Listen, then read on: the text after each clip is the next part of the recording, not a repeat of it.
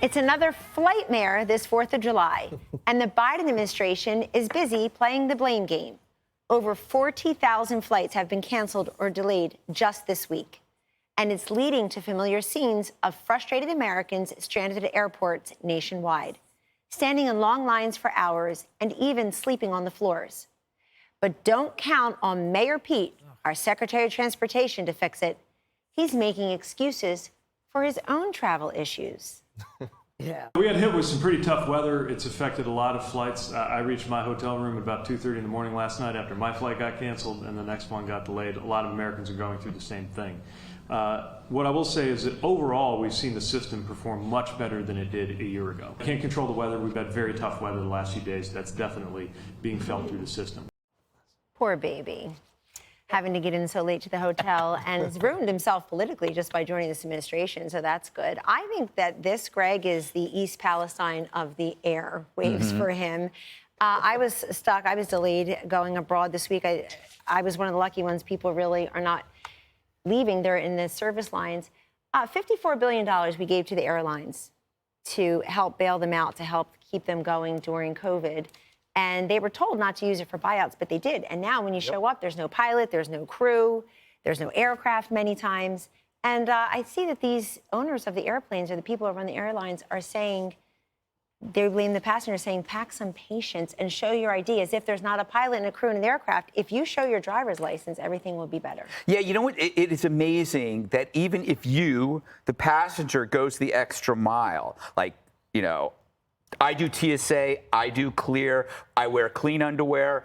I don't get completely bombed the way I used to. I don't hit on the flight attendants. I mean, I mind my own business. I listen. I pack light. I'm polite. You do all of those. You tick every one of those boxes, and they still treat you like you're trying to cross Donner Pass, you know, with a barbecue grill. You know, it's amazing. And maybe we covered this story on tonight, and I don't want to give too much away, but Tyrus makes a good point. A lot of this has to do with discount tickets. A lot of people there, and it turns airline service agents into substitute teachers, you know, dealing with a class of unruly passengers. You know, the people that are at the counter, and they're just like, they got their arms on the counter, and they're like me on Friday.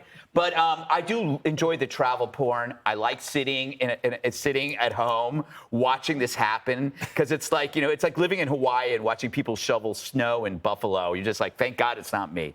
I mean, Harold, let's talk about Mayor Pete. He is the Secretary of Transportation. On his watch, we've had supply chain crisis. We've had the first shutdown of all air travel this past early January since 9/11, when he was about 19 years old. I looked it up. We've had just problem after problem. Obviously, East Palestine. You got to admit at some point, even as a Democrat, he's not up to this job. Well, I like to admit things as an American, and I will agree with you in this regard. I am a Democrat, but I'm an American first. The American people have lost their sense of humor about all of this, whether it's East Palestine, whether it's airlines. I don't understand for the life of me why over the last several years we don't stress test like we do the banks, the airlines. We have constructed scenarios, very difficult economic scenarios for the banks to see how they would respond, if they have enough capital in the bank, if they have enough liquidity to be able to survive. Christmas doesn't sneak up on us. It's December 25th. 4th of July doesn't sneak up on us. It's July 4th. So you know when there's going to be travel. How we don't test these airlines to understand whether they have the resources to ensure that. I've seen terrible pictures, awful pictures of moms with infants, as I thought that young lady might have had it, but infants in airports having to spend a night for a day or two. There has to be a better way to do this, whether it's East Palestine, where we've yet to articulate and outline a set of answers, whether it's this. We're short 1,500 air traffic controllers. Now, this has been something that's built over the years, but why are we not talking about how we solve this problem before the 4th of July? Pneumatic tubes. Pneumatic tubes. Shoot people through pneumatic tubes. I've been talking about this for years. No one listens to me. Just have long tubes, shooting them through these tubes. You save so much money, you get there faster.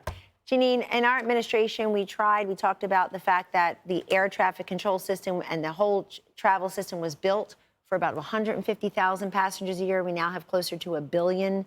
We tried to do that through infrastructure, but it sounds like Build Back Better and other nonsense didn't work. Gee, Isn't that amazing? But when you say we've lost our sense of humor, you're not talking about the traveler, because last Sunday I had to Uber from, I said this, Williamsburg to Richmond Airport. That was 2 hours.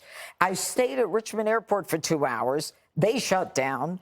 Then I had to Uber from Richmond to D.C., and then I waited there for 6 hours. I ate dinner twice because I didn't know what else to do. You normally have me drive you. I'm glad you had the Uber driver this day. Driving Miss Daisy. Yeah, driving, what'd you say? Driving Miss Daisy 2023. Or Miss Crazy. All right.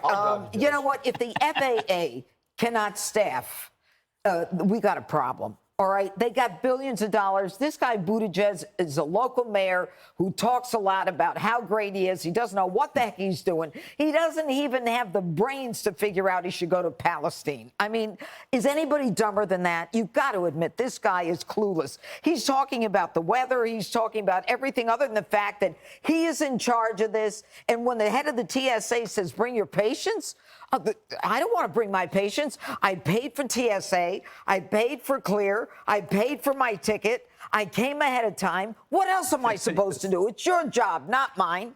You know, Joe, I was sitting there on Sunday night trying to get to London, watching all the chaos around me. Most of the flights were canceled, people 200 deep in the service line at United Airlines. And I'm thinking, what about when the chaos then bleeds over to these very serious issues of if you're short on staff, what's going on with the air traffic controllers, what's going on with literally getting the planes not just to run on time, but for us to all feel safe and confident in a system that works. What you're talking about are all the different factors at play. Now that the judge and Greg have told us we won't find them on Spirit Airlines anytime soon because they're in first class, I know for a fact that. Well, no, that's not private. No, the judge and I flew next to each other the other day. Here's the thing, right? Southwest had scheduling problems. Their system was antiquated. All right, United right now has a strike, right? They have staffing problems. Delta had the famous luggage debacle a few months ago. All right, airports don't have enough workers on the tarmac. All right, the FAA doesn't have enough air traffic controllers, and the TSA doesn't have enough bodies to run you through. And I know for a fact, they have different standards for every airport out there among TSA. I will actually say the TSA here in New York is some of the best for me. And so what am I getting at? Could there be a government figure whose job is to regulate these things and make sure all these different entities with their different problems and gaps are communicating and exercising what problems they have, rather than, I don't know, a local weatherman that's not very good at his job? Because that's all I heard from Pete. Yeah, oh, man, bad weather, and I didn't get in until 2 a.m., and he, like what? I mean, I don't get it. I don't get it. You have one job. It's to make sure that all these entities are communicating with each other what their problems are, and they all exist on their own island, and they all have all these debacles. It's not like there's one thing. It's one thing after another. I think the moral of that story is if you can't fill the potholes in your own small town, you're not going to be able to be an effective Secretary of Transportation. Hey, Sean Hannity here. Hey, click here to subscribe to Fox News YouTube page and catch our hottest interviews and most compelling analysis. You will not get it anywhere else.